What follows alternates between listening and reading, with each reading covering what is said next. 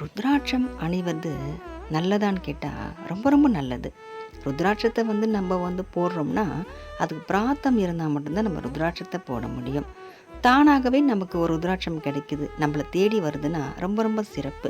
ஒரு சிவன் கோயிலுக்கு போயிருக்கோம், அங்கே ஒரு ருத்ராட்சம் நமக்கு கிடைக்குதுன்னா அது சிறப்பானது.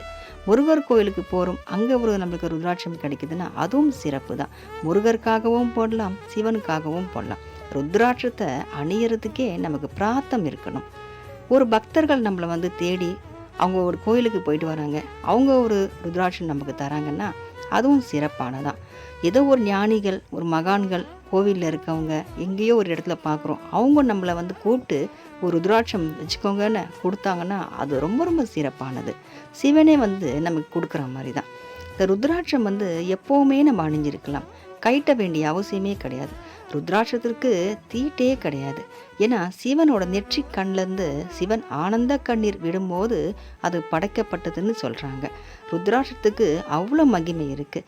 ருத்ராட்சம் நம்ம அணிஞ்சிருந்தோம்னா நமக்கு எந்த நோயும் நம்மளுக்கு வராது, எந்த கெட்ட சக்தியும் நம்மளை அணுகவே அணுகாது. சின்ன சின்னதாக ஏதோ ஒரு நோய்கள் நமக்கு வந்தாலும் அது சீக்கிரமாகவே நம்மளுக்கு குணமாயிடும். மற்றவங்க பார்த்து ஆச்சரியப்படக்கூடிய அளவுக்கு தான் நம்ம எப்போவும் இருப்போம், உழைச்சிக்கிட்டே இருப்போம், முன்னேறிட்டே இருப்போம், நம்மளுக்கு நல்ல சிந்தனைகள் இருக்கும், தவறான எண்ணங்கள் நமக்கு இருக்காது. எப்போவுமே ஒரு நல்ல ஒரு சிந்தனை, நல்ல ஒரு சக்தி நம்ம கூடவே இருக்கும். ருத்ராட்சத்துக்கு அவ்வளோ மகிமை உண்டு. ருத்ராட்சத்தை பற்றி நம்ம சொல்லோம்னா இன்னும் நாள் கணக்காக சொல்லலாம், நம்ம ஜென்மம் முழுதும் சொல்லலாம். ஏன்னா அவ்வளோ ஒரு அற்புதமான விஷயம் இந்த ருத்ராட்சம். முருகனுக்காகவும் அணியலாம், சிவனுக்காகவும் நம்ம அணியலாம். அற்புதமான இந்த ருத்ராட்சத்தை நம்ம அணிஞ்சிருக்கோம்னா இன்றைக்கி ரொம்ப பெருமைப்பட்டுக்கக்கூடிய ஒரு விஷயம். பிராத்தம் இருந்தால் மட்டுமே ருத்ராட்சம் அணிய முடியும். அப்போது அந்த பிராத்தத்தை நம்மளுக்கு கடவுள் கொடுத்துருக்காருன்னா நம்ம எவ்வளோ ஒரு அற்புதமான மனுஷங்களாக நம்ம இன்றைக்கி இருப்போம் பாருங்கள். ரொம்ப பெருமைப்பட்டுக்கணும் இந்த ருத்ராட்சத்தை நம்ம அணியறதுக்கு.